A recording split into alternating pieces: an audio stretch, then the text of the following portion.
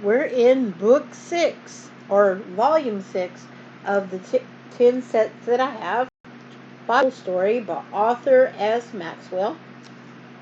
And we find out the lady on the front in the yellow dress is Esther.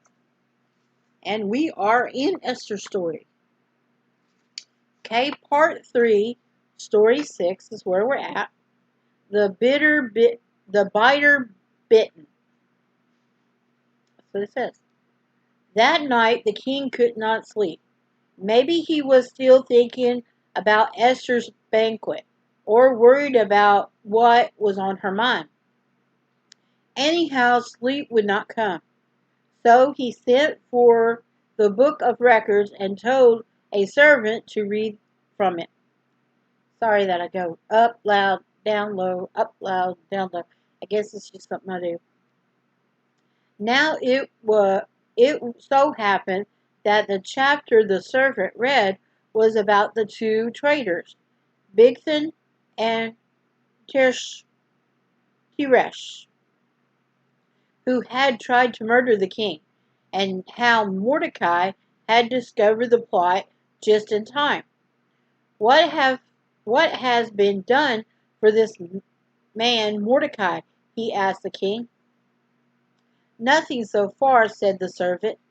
At this moment, who should enter into the room but Haman, he who had come to ask the king's permission to hang Mordecai. Caught sight of him, the king said, Haman, what shall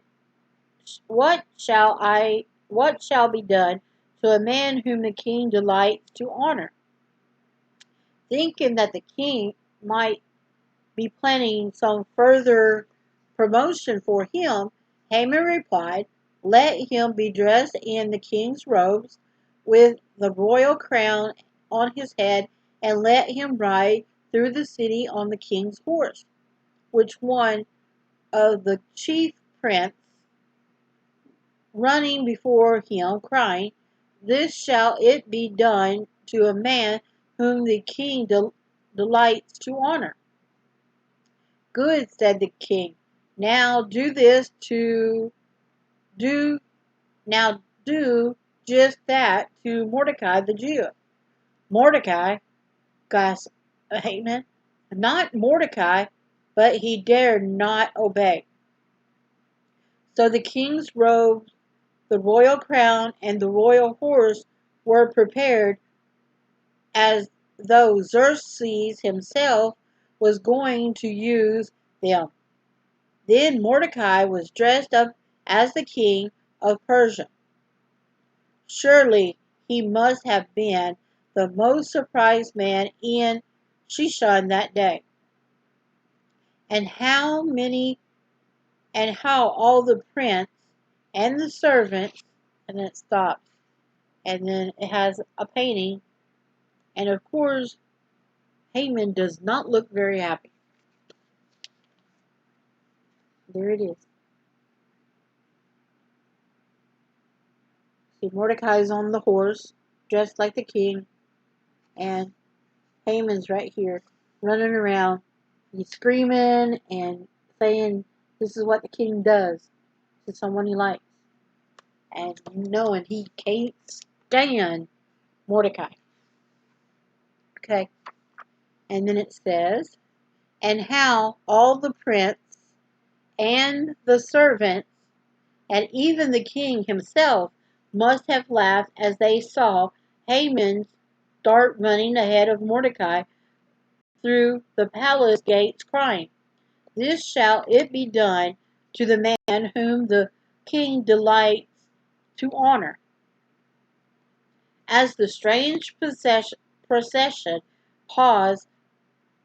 passed along the city streets, thousands of men and women, boys and girls, gasped in wonder.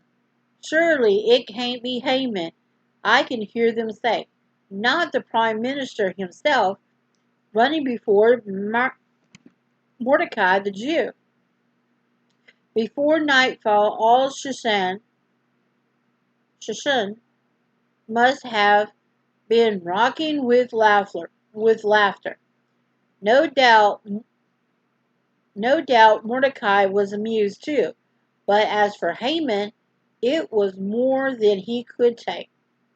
Hurrying home, he poured out his tale of woe to Zeresh. Never had he been so crushed. That's what you get. He must have been tired too after so long a run, but he had no time to rest.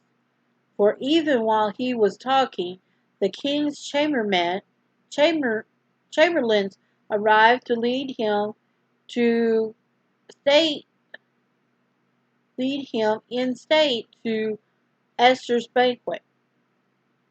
How could he look forward to this occasion?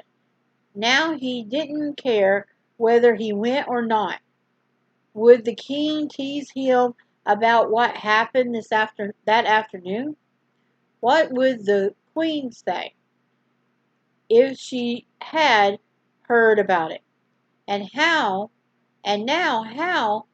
could he ask the king to hang Mordecai? The banquet began. Richly dressed servants waited on the king and queen and Haman. The most delicate foods which the palace cooks could provide were spread on the table.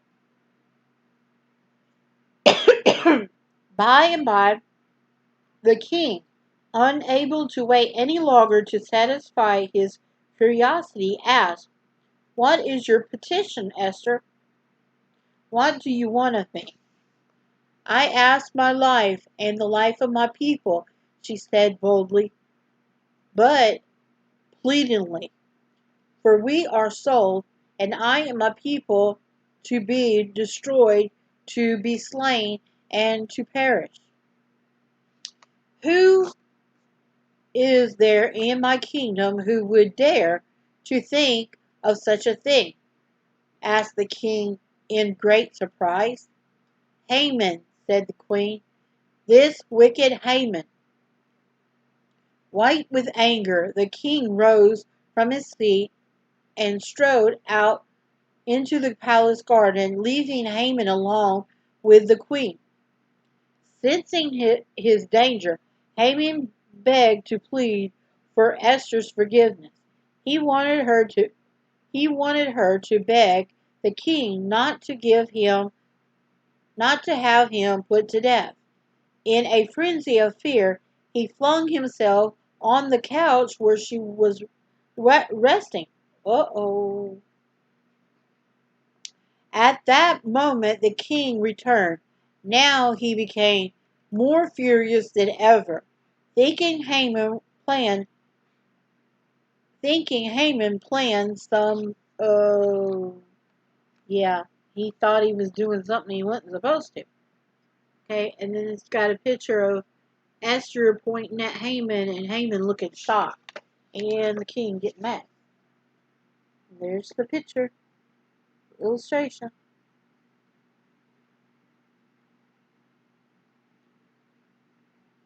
Okay. Thinking Haman planned some harm to the queen, he called upon his servants to arrest him at once. As they dragged Haman out of the banquet room, someone asked what was to be done with him. Pointing out the window, one of the chamberlains said, "Behold, the gallows which Haman made for Mordecai. Hang him thereupon," cried the king. So they hanged Haman on the gallows that he had prepared for Mordecai. Such was the fate of a man who plotted to kill all the children of Israel in one day, and thus was the biter bitten. Yeah, the king also hung all his children on there too, if you want to know. I mean, the books that I got are they're supposed to be children friendly. And then here's the illustration of somebody pointing at the gallows and Haman being arrested. Okay. Okay, and that was the end of part 3, story 6. So, like always, it's break time, so I'm going to break, and then I'm going to start on the next story in a minute. But I'll see you on the flip side.